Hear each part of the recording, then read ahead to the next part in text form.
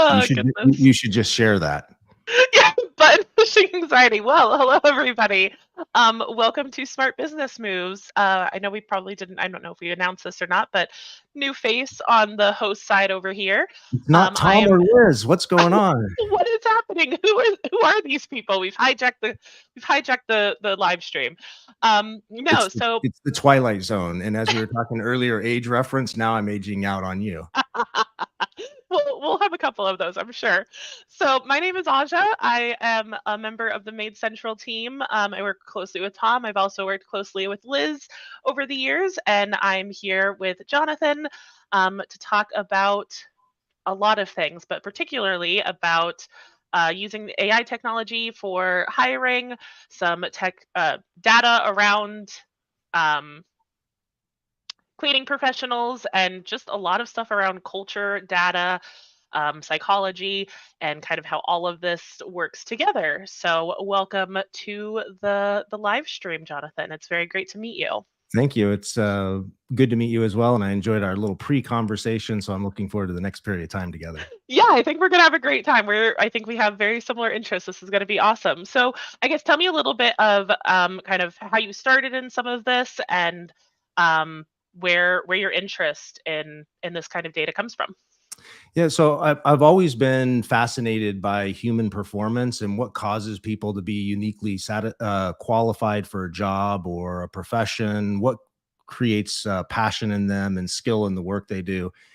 And I actually got started in business right out of high school. I sort of have a soft spot for the cleaning industry, which is why I wanted to be on this podcast, particularly because my first business was a commercial cleaning company. And I later sold that and went on into tech businesses and then really developed a love for data and how can data inform some of the decisions that we're making. And so the current company that I am the CEO of is Perception Predict. And it's a company I came across 3 years ago at a conference. I was actually speaking about sales because I wrote a book called The Sales Boss. It's about building sales teams, and it went on to be an international bestseller. And so I've been in, the grind of how do you actually build a sales team that's sustainable, and always Mhm. a big believer in assessment technologies.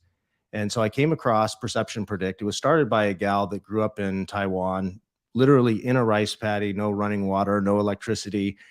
First of her family to go to college. And she is an amazing data scientist, IO psychologist. And she was building models to help companies not only know someone's fit for a role, but also be able to predict in whatever KPI matters. So what's the dollar revenue they're going to produce? What's the customer satisfaction score? And doing that before they hire. And so I came on as an equity partner in the company, moved it here to the US, and we've been bringing this to large companies, CrowdStrike, Yext, those sort of companies, and always had this thought of how could we bring this to smaller companies who have smaller teams. So it's even more important that they get great hires on their team. And so that's what we've been doing is building that for the cleaning industry. We've just actually released a model for predicting cleaner performance. Yeah, well, I do want to get onto that. A couple of things that I'm not sure if people might know, but what is IO psychology? Organizational psychology. So it's that study of how do people operate inside of companies. Okay, awesome. And then the other thing, oh, I had one other question there. Oh, yeah, and the idea of for smaller companies, how much of a bigger part this kind of plays, like the expense of training is insane, especially for smaller companies. Like the amount that you lose from turnover and not knowing who's going to do well, not even thinking about performance and productivity and their KPIs, but just the initial expense of turnover, of training somebody and losing them. Yeah, we call them the heartbreak hires because when you invest in somebody and you place your bets and you really tie your emotion right into that person, and when they churn out early in your organization, you've just wasted all of that organizational energy, personal energy, and also damages your customer relationships because they've interacted with your customers and now those customers are gone. Exactly. Yeah, no, that's great. So I guess let's jump into some of the juicy bits. Tell me a little bit about the data that you've kind of been using for around, or that you guys got around cleaning professionals. Yeah, so I'll tell you a little bit about our process. So there's for many years been online assessments. You've probably taken assessments that tell you if you're introverted or extroverted. so on. And so that's not really a new science. But what we've done is we've looked into all of the research around what can you measure reliably in humans, and we've developed about 500 unique traits that we can measure in humans. And so you might think of That's a those lot of as unique traits. you might think of those things like efficacy, continuous learning, hope, hurry, impulse control, job Okay. adaptability, job burnout, those sort of things. And so the position we take when we go into studying a particular role is that we don't really know which of those things lead to performance or lead to somebody burning out. Yeah. And so we get a group of participants to come together and do a research study. So we just did this in the cleaning industry, and we took a number of companies with hundreds of cleaning technicians, and we asked them to take an online assessment. And so we looked at about 80 psychographic measures, things like I just mentioned. Yeah. And then we actually brought in their actual performance data. So we used data from QDS, which some of your listeners will be familiar with Martha Woodward. I've used quality driven. And then actually also physically rating those cleaners, and we rated them on 5 different areas. The first one was cleaning efficiency. So how would you rate the cleaners' efficiency? Would they perform the cleaning task in the least amount of time with the least amount of effort? And is it done correctly time after time? And then we had them rank them on cleaning service quality. The third thing was customer happiness and loyalty. Then we looked at work ethic. And then the fifth thing, happiness at work. And so we fed that into our AI analytics engine, and it processed hundreds of people and Yeah. 80 measures. And it actually came up with a fingerprint to say, here's what actually matters for cleaning performance in the home. And so now our customers can send a link to a candidate. They're going to complete about a 10-minute survey, and we're going to output 2 things. One is from 0 to 100, 100 being the best, where will they fall in quality as a cleaner? And then the second thing is their flight risk, which is how long are they likely to stick and stay? That is so cool. I would Yeah. have jumped on that It's so very fast. It's very impressive. And I have to tell you, when I first came across Perception Predict, it was actually almost too good to be true. I was like, people are messy. How do you predict things like that? But what we've learned Yeah. is people are unique, but they're predictably unique. And when you have a large enough data set, you can start really understanding how somebody is going to be talented or satisfied in a role, and how does that satisfaction lead to performance. So as an example, we did a performance fingerprint for A1 Garage, which is a large garage door company. They have hundreds and hundreds of technicians, and we developed a hiring model for them that predicts what's the average ticket size in the garage when they're selling, and then what is their customer satisfaction score going to be. It's something they call TTL. It's a mixture of like Google rankings, callback work, and that sort of Okay. thing.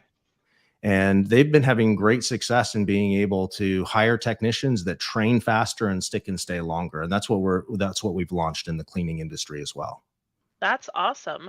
So I guess what for people that are watching, primarily being in um, cleaning industry, what are some things that we should be kind of on the lookout for, or is there um, are there like big red flags that we should be concerned about that we might think are green flags?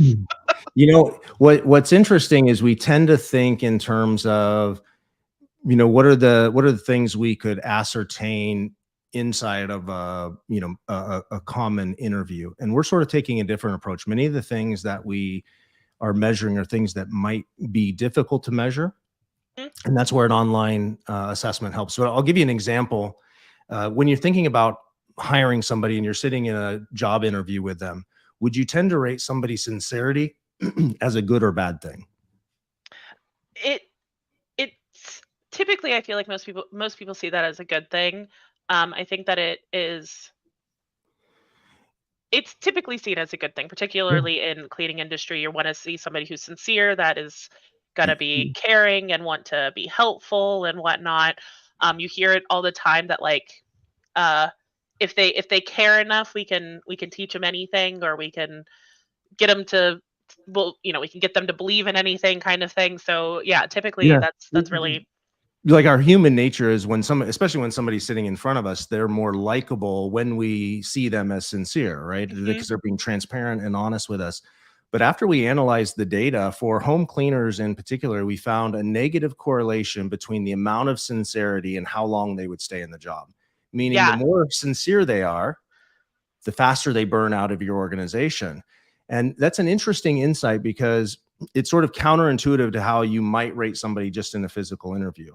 Hmm. And when you think about how does sincerity impact a home cleaner in a negative way, you've been in home cleaning, right? And Yeah. you're going to show up and someday you're going to have a client that's not fair and they're rude or any number of things. And if you're Or super sincere, you're going to take that personally, right? And it's going to weigh mhm. heavy on you and it's going to burn you out. Or you might not manage your response appropriately to the householder because you're going to tell them how it is. And you see that as a quality that you should be proud of. So Yeah. that's just No, and one sort of insight that came out of the study, and we include that now in our assessment. So as we measure somebody as more sincere, we're showing that as a potential flight risk or yeah. burnout on the job. And it's funny, I actually, hearing that, I'm thinking back to being a cleaner for one, my time being a excuse me, my time being a cleaner, but then also my time hiring because I hired for 4 years for cleaning, and just kind of thinking about some of the things that I would kind of look into or think about. And as a cleaner, I remember vividly the like 3 bad complaints I got so vividly. And I still have those imaginary conversations in my head of what I would say to like defend myself. They were such small things. And it was 6 years ago, 7 years ago, but I still remember absolutely vividly Yeah, how much and that bothered me. And well, at least you got out of the home and into the roles that you're in now. yeah, exactly. And then again in hiring, I think that there's been times where that kind of thought of typically if a technician is slow early into their job position, slower in homes, our normal response was, oh, they just care so much. Like they just care so much. They're trying to make sure that they don't miss anything. And that's why they're taking longer, is because they care more or whatever. And um that ends up biting a little bit because yes, that is t- tends to be part of their motivation for going slower, but then they take it so negatively that they need to be faster. Like that almost pushes some of that burnout. And I just remember so many times technicians coming back and saying, "Oh, they made me have to go faster and they just didn't care about the quality of it." And it was just because they cared so much about it that the idea of going faster, even with the same level of quality and care, wasn't something that they could really connect for themselves. So I feel like that makes a lot of sense to me actually. Yeah, that's an interesting insight. And then on the other side of that, you have sincerity. One of the other things that we found correlated strongly to length of time in the job and quality in the job was that they are tough-minded. And tough-minded from a psychographic meaning is that they tend to take a critical approach when they evaluate others, and they don't tolerate mistakes and are more inclined to voice or express their disapproval. Interesting. Okay. And we suspect that that's because the willingness to be tough-minded and critical of others allows them to be self-critical as well and hold themselves to a higher standard. Okay. So that's an Interesting. How interesting. would you It's interesting as you start measuring each of these things, it's how do I balance that difference between sincerity and tough-mindedness? Yeah, definitely. Um in kind of like the development for these things, how do other uh, psychological quizzes, tests, and things like Myers-Briggs, DISC, things like that. How do those kind of relate to this? Yeah, that's a great question. In my book, I write about a lot of the assessments that are popular to use, and I'm a big believer in them because they give you insight into the person. But almost without exception, every other assessment tool that's on the market is really based on 30-year-old established science. It's really a measure of introversion, extroversion, and when you pair that in different ways, it shows up in different ways. And also some form of cognitive intelligence, which you might think of. How does somebody think, their IQ? And there's almost no data to suggest that because somebody is introverted or extroverted, they're going to do well in a particular job. So Okay. tools like Myers-Briggs, DISC, they're helpful in the sense that they're going to uh, tell you how that person fits on your team. Like Yeah. how do they show up, right? Are they into the detail, or are they more expressive and they're a people person? So that's certainly helpful.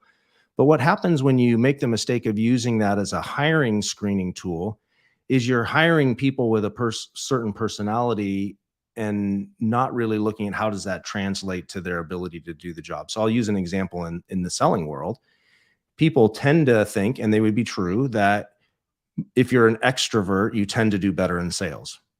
I would say as a broad-based assumption, that's true. However, if you exclude the people that are introverted, the unintended consequence that you have is that when somebody's introverted and does well at sales, they outperform by almost 15 times the extroverted person. So by sort of taking this blunt approach, you're really excluding a whole portion of the population that could be your very top performer. And so that's why we take this approach of, if science says we can measure it reliably, why don't we measure it and then let the data tell us what's important? So we did a study for Samsung retail store executives. Think of people selling like cell phones and that Mhm. sort of thing. And they were having a turnover issue, which I won't share publicly here, but they had a well-defined hiring process that was based around two things. One was customer orientation. So if somebody was customer orientated, they thought, we're going to hire this person. And if they had a love of technology, that this would be a Okay. good hire. After we analyzed the people they had doing the job, crunched all the data, we found there was actually zero correlation between customer orientation and how somebody would do in the job. Yeah. It's sort of That's humorous, right? great. That is so great. That is so funny. The just like I hear it all the time. I've said it so much, but it's just like you can't trust your gut feeling sometimes. You gotta That's it back it up with exactly. data. People think that they have a good gut feel for it, and the truth Mhm. is there's plenty of data to suggest that our gut feel is really loaded with bias, right? Yes. So so it doesn't mean you don't want to hire somebody that's going to treat your customer right. It means let's don't use that as a filter. The more disturbing thing they found was that the more somebody professed a love of technology, the worse they did in the role.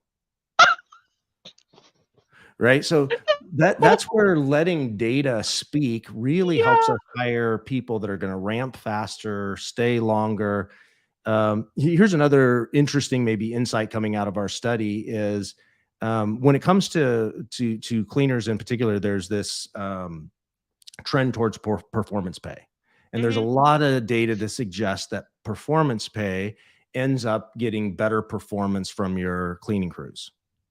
However, the data also suggests that someone that's going to do well in that role is not money driven. Their Yes. primary motivator is to be disinterested in money or high social status. Mhm. They don't mind being in that serving role inside of somebody's home. Yeah. Yeah.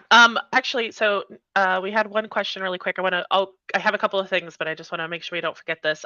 Nina had asked, what was your book? It's the Um, sales boss. The Sales Boss, Nina, The for sales you. boss. Yes.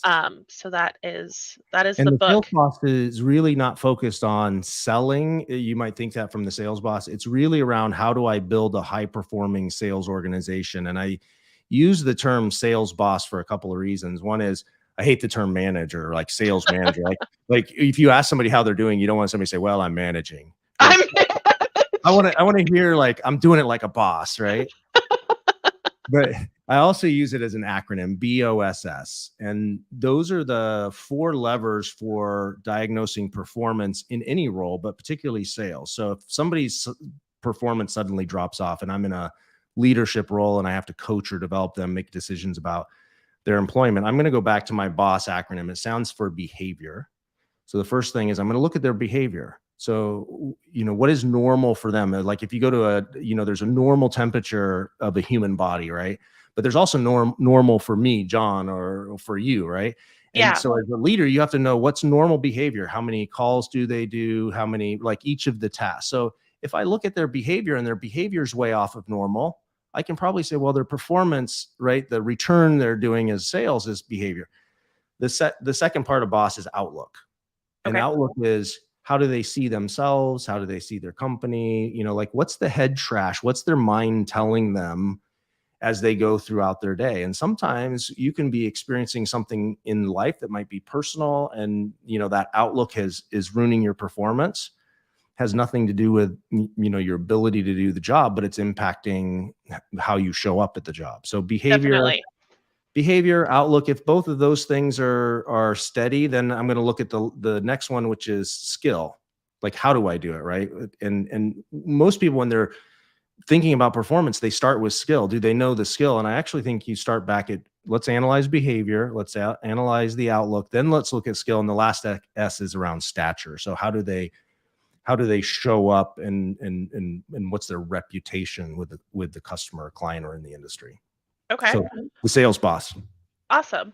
Yeah, and one little follow-up there. You'd mentioned the introvert performing at a higher performance level than the extrovert. Something that I guess I have in my head is that um, as an introvert, um, that I can sell really well, and I have a very amazing sales track record, but wow, does it drain me? Um, and that I think is where that kind of extrovert introvert kind of line like comes from, at least in my head. Is that like not that I can't do it, it's just that I get so drained by it. Yeah, I think about that like a rubber band, right? Hmm. Here's what's natural and comfortable, and this is uncomfortable. And just like a rubber band, if you stretch that really wide, you can do it, but eventually you Hmm. get tired, right? And if you get too tired or stretch too far, eventually you snap, It right? snaps. That's never good on the job, or especially with a customer. And that's sort of where behavioral styles do come into play. Like, is it more natural for me? So as an example, some people can get up on a platform and speak to thousands of people, and they get down and they're ready to go out and light the town on fire because they're energized. And another person is like, put me in a hotel room, give me a pillow and a glass of wine, and I'm going to sleep it off for a week. Yeah. So Every time. that's where personality sort of profiles come in, but it doesn't change being able to predict the skill level at which you can do it. And so what we've done is we're taking a platform called whohire.com, and that's going to be our product for the SMB market, as opposed to the enterprise clients that we've been doing at Perception. And inside of that, we're doing everything from helping post your jobs dynamically to the job boards, but have two-way text messaging, auto scheduling, and also being able to add in a prediction model for your particular role that's going to give you a high degree of indication of how they're going to do in the role. So we have customers who are literally hiring people into their organization. The first time a human's interacting with them is that final face-to-face interview. So all of the Okay. screening and everything else has happened, and it feels human, and it feels engaging to move people quickly through the process. But you're not having that, especially in the cleaning business. You always have to be hiring, right? Always. Always. And so this gives companies the ability to keep their lines in the water, so to speak. And especially what happens is sometimes you get mid performers in an organization, and the hiring process is so exhausting that they slow it down and they sort of take a breather because, hey, we got every opening filled, right? And so let's get off that treadmill. What our system allows you to do is, let's keep fishing and let's keep bringing candidates in and qualifying them. And the only time your executive is going to get, your hiring manager is going to get notified, is when there's somebody in the pipeline that we're predicting is going to do better than somebody that you have on the mid-size area of your team. Okay. Because we're often hesitant to replace our mid performers, because you think, it's the old saying, better the devil I know than the one I don't know. Like, if it's just going to be a crapshoot anyway, why don't I stick with what I know? Yeah, and I mean, there's the like catch 22 of that situation, of having the either slightly low level of staff that you need, or just the right amount of staff that you need that you haven't seen in a long time or whatever, and you've got that person that is on the lower mid end of performance, and you're just like, but it's better than nothing. And um but then you also have, how does that affect the rest of the team as well? How does that affect the perception of your culture? Like, there's so many other pieces of that that can kind of interact a little bit, but like the idea that you can have that consistent funnel of people that are more likely to be in the top mid top level of performance is that would be so reassuring. So you moved out of the day-to-day cleaning, managing a cleaning company, and now you're working for a tech company. Mhm. So how are cleaning companies using technology in that aspect Oh yeah. with Made Central? Um, like just uh, technology for scheduling, reporting, data. Trying to like bringing together the different systems of um, processing or card processing. Um, Yeah, yeah, and what operations. yeah, so what's the value proposition for them? Like, if I'm a client and I sign up at Made Central, I'm not trying to pitch your software. I'm going somewhere with this, but the you when a user signs up and they get started with you, what's the outcome that they experience? Like, what pain are they trying to Mm, fix, and what's the benefit for them? yeah, I guess the real like pitch for us is that it's going to reduce the amount of time that they have to spend on the minutia areas of their business, the areas that should be on auto, essentially, scheduling, billing, invoicing. Yeah. Those things aren't things that you should have to be worrying about. Yeah, exactly. And so you're decreasing that, friction in the system, but you're also helping them understand their pricing and should they increase their pricing and how does that balance out over the year? And some of those things aren't at an instant intuitive or they take so much effort. And so Yeah. what we found is there's a lot of tools for businesses when it comes to the operation side. Tools like Made Central, right? That Yep. really help them granularly understand what's going on in their business. And we're doing that for the people part of the business. We want to give such deep insight into what's driving people that come in and thrive in their organization versus those that come in and sort of, just wilt and never thrive in that. And we Hmm. believe that when we can drive that turnover down and the time to productivity up, that ends up at real money in someone's pocket. So Absolutely. And just taking it back to the cost of turnover, and as a small business, turnover is it cannot be stated enough how important turnover is as a small business, like how important reducing that is. Um, and especially at Made Central, we do really focus on the idea of being a profit focused kind of business versus a sales focus, where it's not that how many homes are you cleaning, how many customers do you have, but how valuable are those customers? How valuable are your cleaning technicians and what they're capable of doing? How does your efficiency and productivity, pricing, pay rates, how does that all work together in the bottom line of your company? Because you can keep bringing in customers all day long, but if your pricing isn't where it needs to be or your productivity of your technicians isn't where it needs to be, you're just working really hard for to work really hard. You're not working really yeah, hard to yeah, actually move yourself forward. yeah, that's exactly right. And I've noticed an interesting thing as I've worked with business owners over the years is that we sometimes settle into a routine of taking our A players because everyone has somebody that just, they're a rock star. They outperform everyone else. They're easy to manage. They're you can sort of put them on autopilot.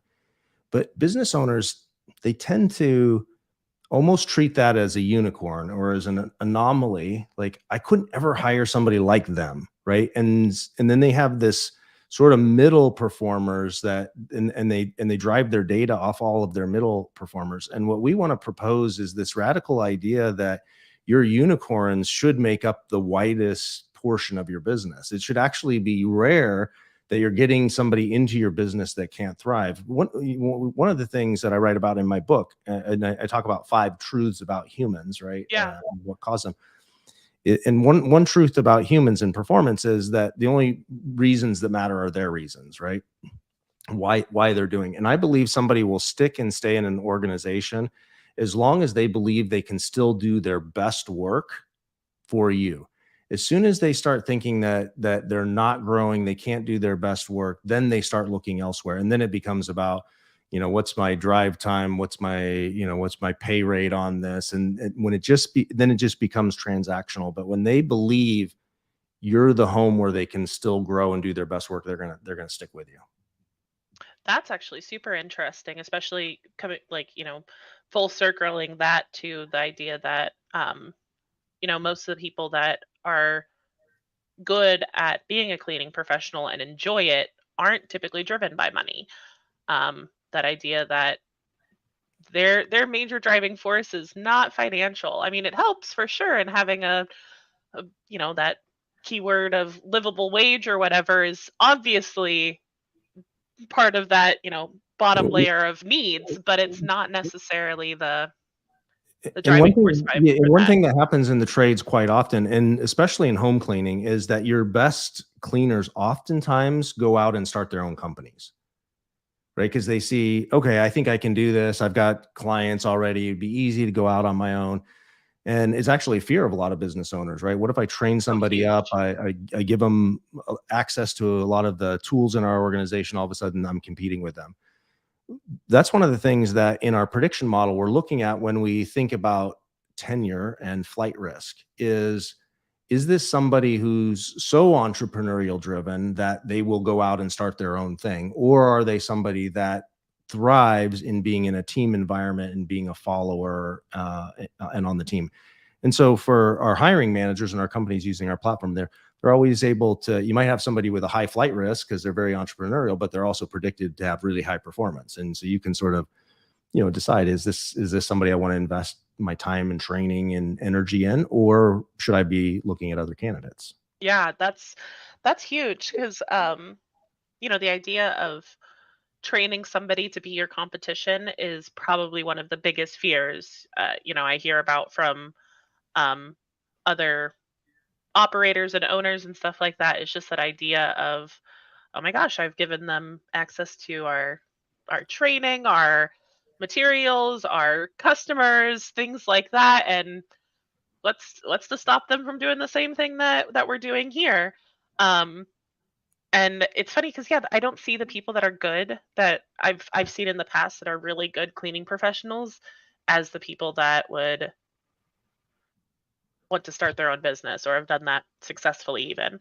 If Um we go back to the thought we were talking about earlier of having A players and not treating them as an anomaly, mhm. there's this also a truth. I've learned there's only one value of writing a book is you can quote yourself. So I'm gonna in my book I say things are only good or bad by comparison. And what I mean is like every human has developed their sense of what great is by things they've experienced. So I remember when I got my first car, it was a piece of junk. And every time I rented a car, I was so excited because, to be in a Geo This is so Metro from Hertz nice. was like great, and it was quiet, and it had great, suspension. And as you go through life, you're like, I hate renting a car now because they're just not going to measure up. But you have to realize with your employees are in that range as well. Like, how did they get their sense of what great is? And if you're building an organization where you have really high performers who have, a goal for themselves and a mission in life, people are going to come into that and stretch their own sense of what great is. It's good or bad Okay. by comparison. So if you put somebody in a group of mid performers, they'll quickly just become a mid performer. Yes. It's sort of like I don't know if you're a tennis player, but if you play tennis against somebody that's great, and you lose most of the matches, you actually become a better tennis player. But as soon as you're playing with somebody of equal skill or less skill, you sort of slack off, you get lazy, you don't want to work that hard, and all of a sudden your own game's going down. Yeah. And I think as a business owner, what I would be encouraging people to do is always looking at your team and saying, how do I upskill and make sure that I'm hiring somebody that's going to compete with the best that I already have? Because that's going to pull the entire team forward. Yeah, somebody who I think about this, th most of the cleaning services have, like, a quality score, minimum quality score to retain employment or whatever, and they'll set it at, like, 96%, 95, 94%, whatever that might be, and it's very interesting to see the technicians that think that that is unattainable and, like, how how quickly that thought can spread like wildfire through a group. And suddenly that KPI goal that hadn't been an issue for so long is suddenly this wildly unattainable expectation, And the because of company's being unreasonable. and you're being so unreasonable to expect that. And it just took, one person to really pull that idea down. Um, yeah, it totally makes sense. Groupthink is a major, major thing.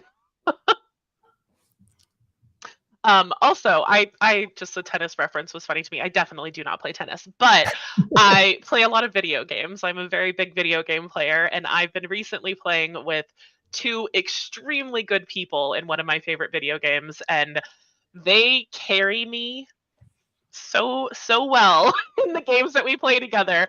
But I have gotten so much better by playing with them, by having them on my team.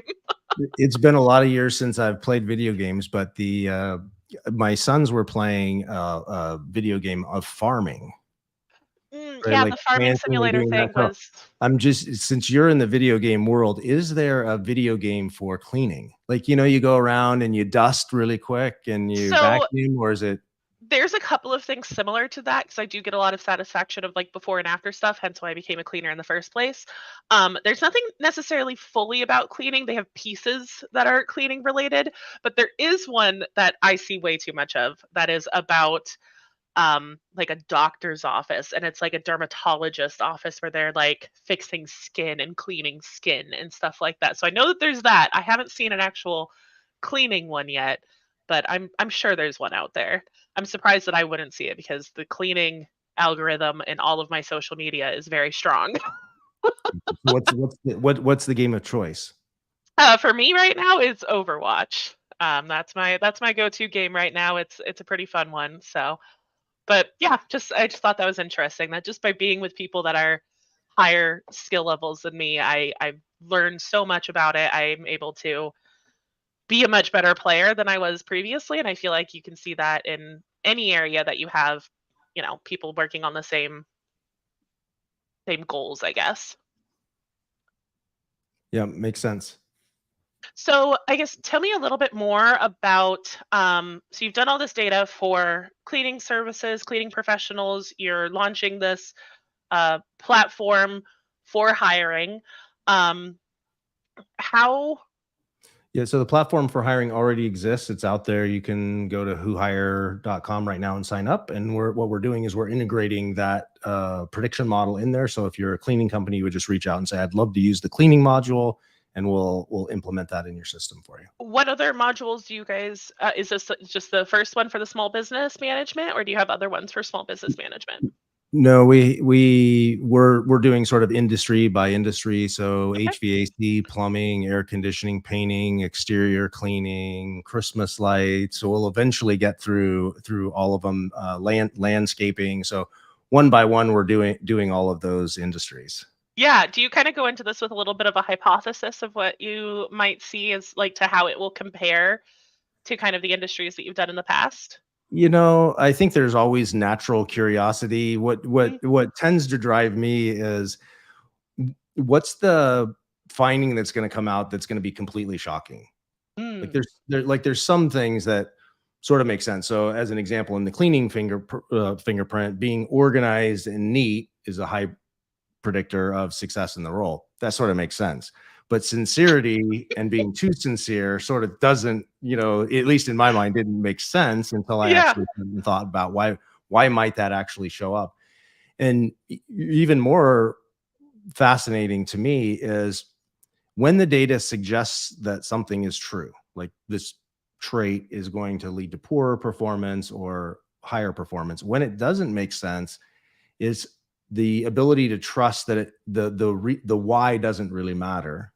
It just matters that it is true. And Interesting. having the confidence to just trust it. So as an example, Ooh.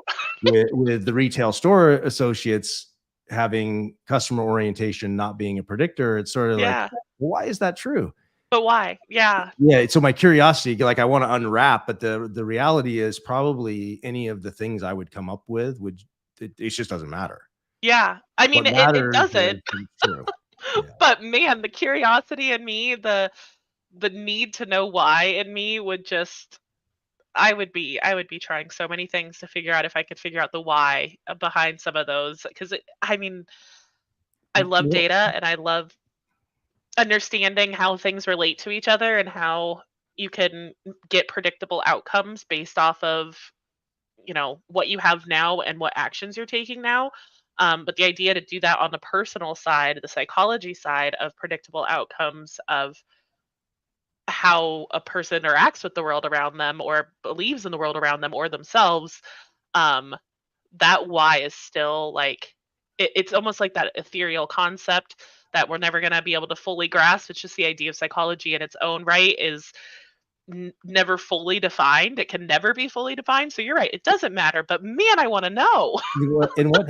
what happens is people get what I call their hero trait. So if they think somebody needs grit, then they're going to Mm, over-index on, boy, this person's gritty, right? It's almost like saying if they played college athletics or high school athletics, they're going to be a great employee, which is not necessarily true.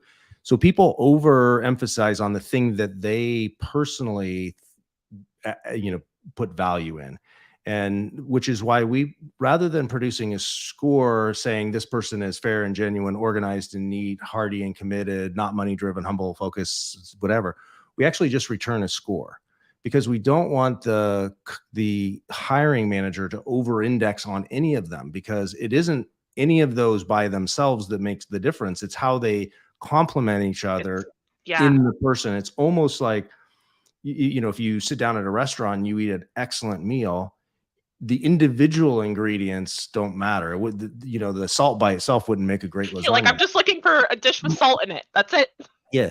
But you might over index on it because you like salt.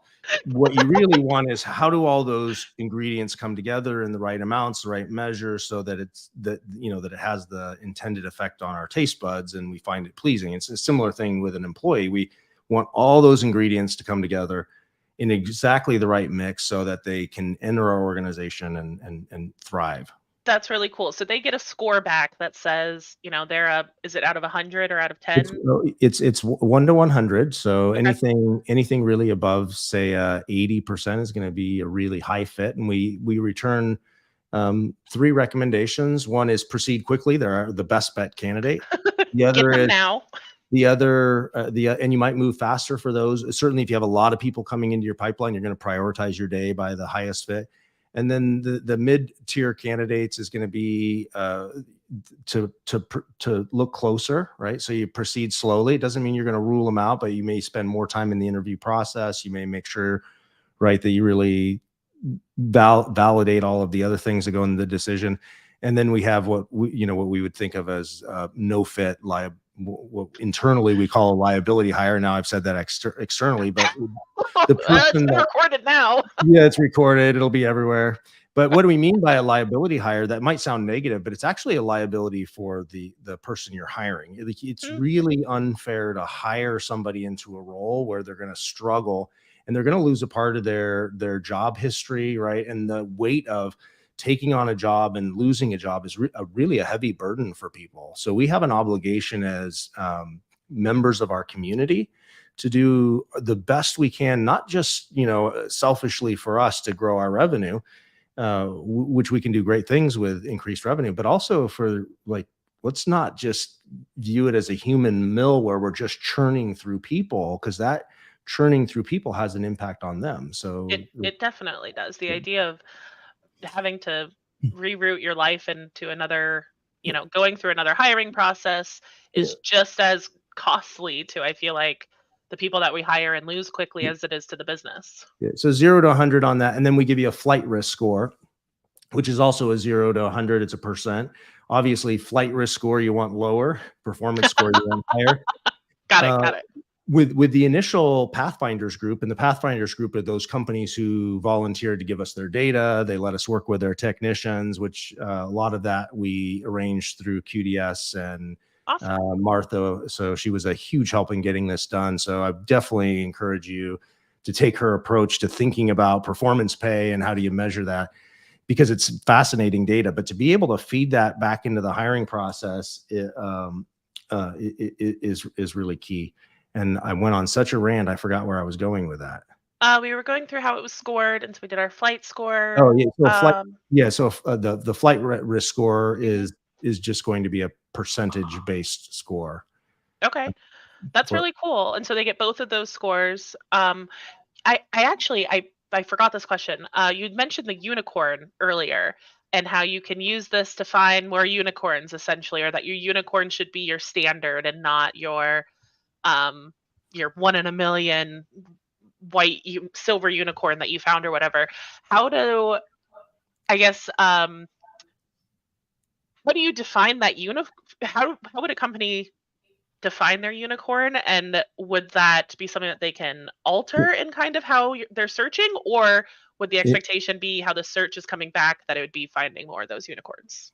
yeah, That makes sense. great question. So our 95 to 100% on there are really the people that not only that their psychographic profile, Hmm. uh, predicted them to do well, and they're actually doing well in the field. This is data from real cleaners in the field showing up in people's homes every day. Yeah. So you just set your standard really high. And I'm going to quit hiring people that are maybes and sort of can, because what there's also the reality is that you have time pressure. So if you have a hole in your company, it's like sometimes you're going to hire the best available candidate. Yeah, for sure. And I think there's a mind shift that needs to be, I'm going to not hire the best available candidate. I'm going to hire the best candidate. I get the practicalities of business. I got to have somebody. Absolutely. But Yeah. what that means is as long as I know I have somebody on my team that's not the unicorn, I'm going to be actively working to recruit people that can take that role when they leave the organization. And they might leave by choice, right? Their life circumstances change and they leave. But I'm going to always, it takes a while to find the 1 out of 100, which Yeah. means I shouldn't be looking under pressure. I should be constantly looking. That's what I love about what's in Who Hire today is we're enabling people to constantly have their posts out. We automatically refresh and rewrite their job posts for them. We're screening their candidates, texting them, declining them. All that's happening automatically. And you can just set a score to say, here's when I want to actually have a conversation. So when they Oh yeah. score when they score 95 and all these other things are true, let them schedule on my calendar. I'm happy to do lunch with them. Man, I need you to get this on the software side, like real quick.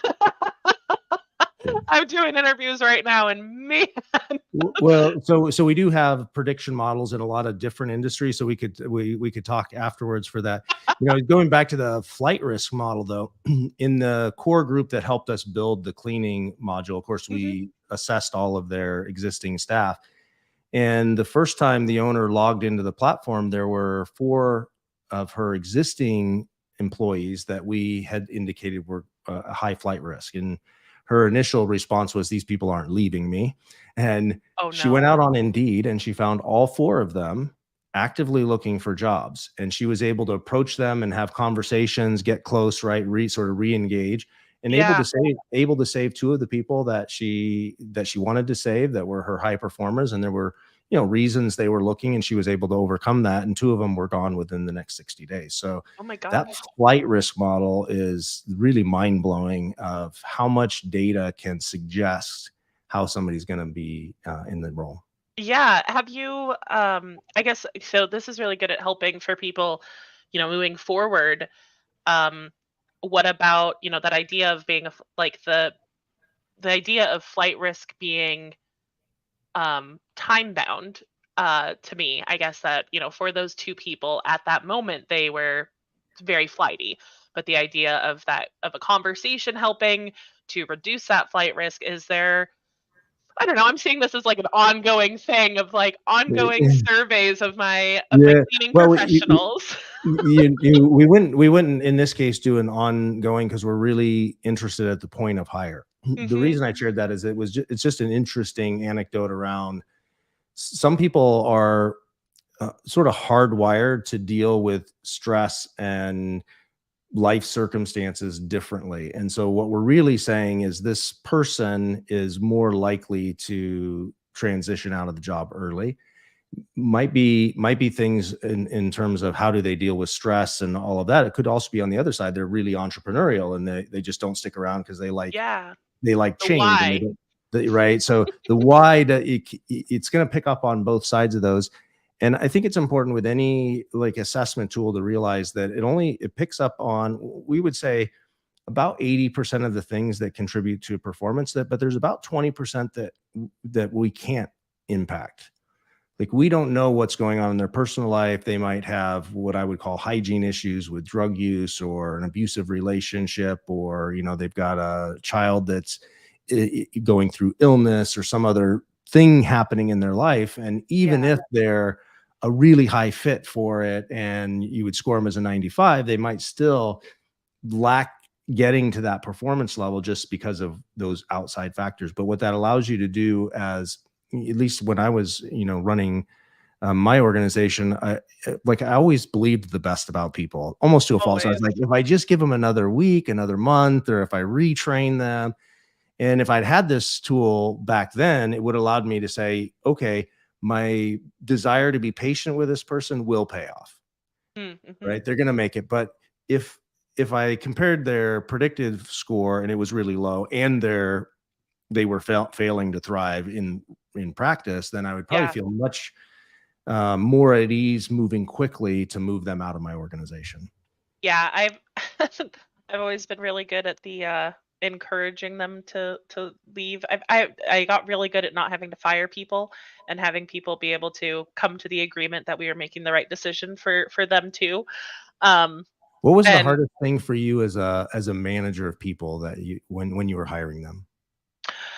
um I always just wanted to help people. I loved the idea of seeing somebody's potential of doing well for themselves and being able to take control of an aspect of their life that they may not have had control of previously.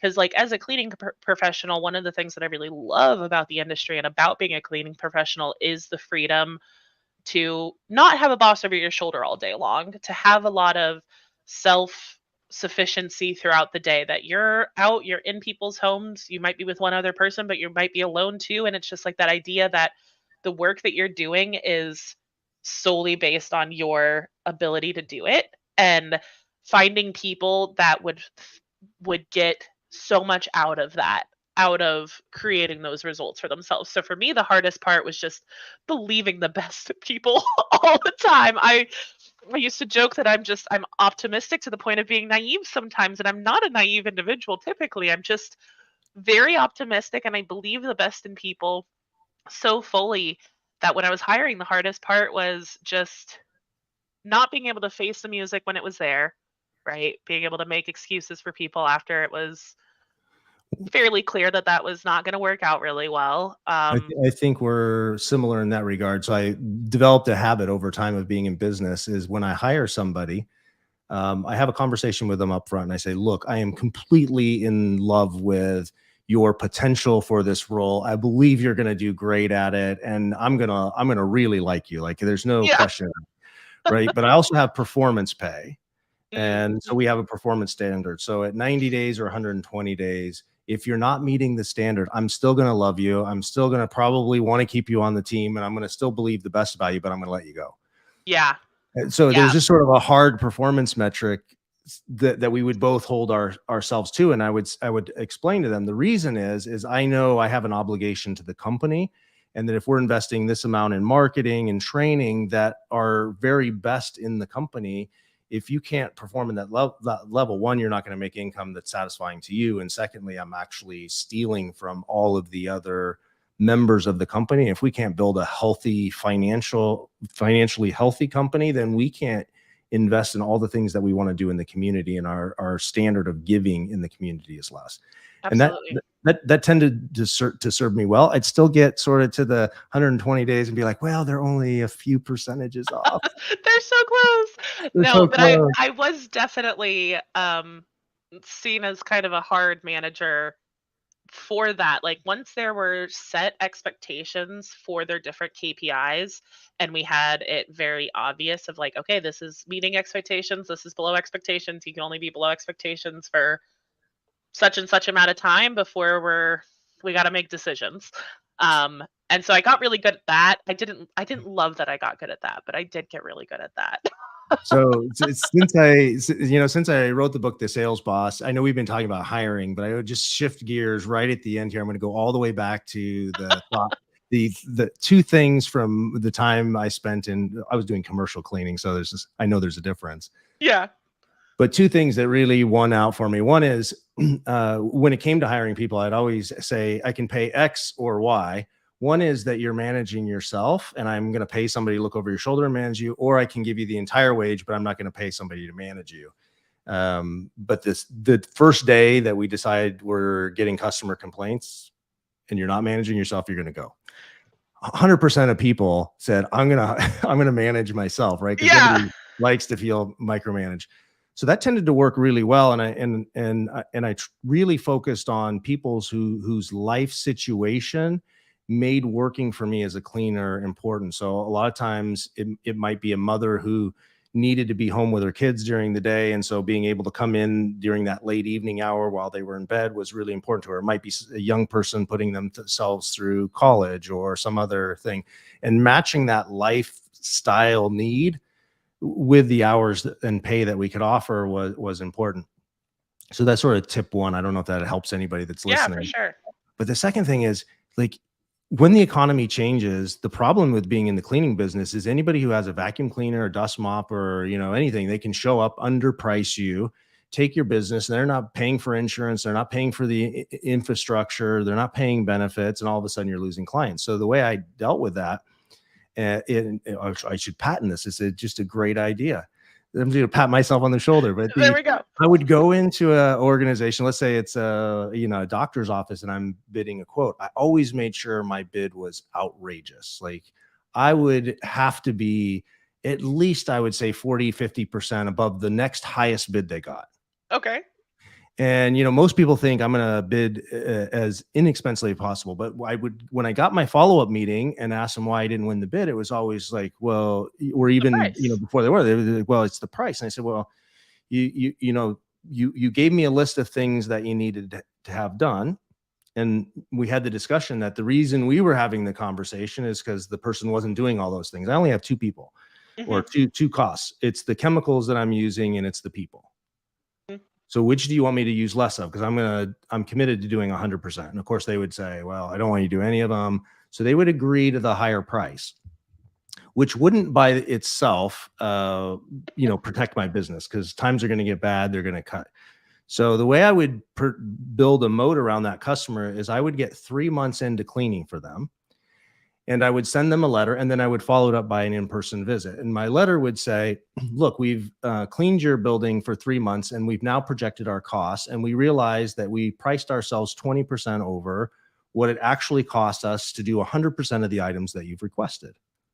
And we would give them a refund check for those 3 months. And There you go. right. So we really embedded in the mind of the buyer that we were only charging exactly what we needed to be able to charge in order to do 100% of the things they requested. So that by itself sort of protected us, right, from that person that was going to come in and underbid. Yeah. And for the first services that we did from them, even if we weren't contracted to, we would drop the light lenses, clean them out, steam clean all the chairs, the tile would be shiny, and we would put a huge bouquet of flowers on the receptionist desk. It would probably be half my height. And so for the entire next week, when people came in, they'd be like, oh, who got you the beautiful flowers? And they said, well, this is our new cleaning company. Didn't they do a great job? Oh my gosh. And on every seat in the building, we put a little card that says, your chair has been professionally cleaned. Please make sure it's dry before seating. We knew it would be dry by Monday, but we just wanted to draw attention to somebody's chair, and they go, oh, it's really clean. So I could just picture my competition walking in that front door, and the first person they're going to have to talk to get to the owner Is just blown away by your service the already. receptionist, who's like just had flowers, right? Like we made an impact. Yeah. And that person got a lot of praise for making a good decision in the company they hired. And anytime they come in with a lower price, I've planted that seed in the buyer's mind that, well, what of the 100 things I need done are they leaving off the list? So that's in closing. There's a little couple two highlights, Those are great. No, totally I love it. unrelated totally unrelated to hiring. It's been great chatting with you. I No, know because we're I think it's running up on our time. yeah, we're running up on the time. So yeah, definitely your book, Sales Boss, correct?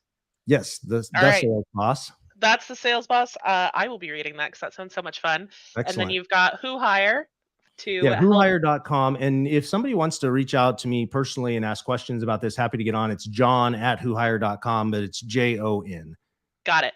There's no Perfect. H in my identity. Yeah, so if you're interested in getting some AI assistance in your hiring process, I'm blown away. I wanna learn more. Like if you guys want to, publish your findings, I would spend so much time looking at all of that.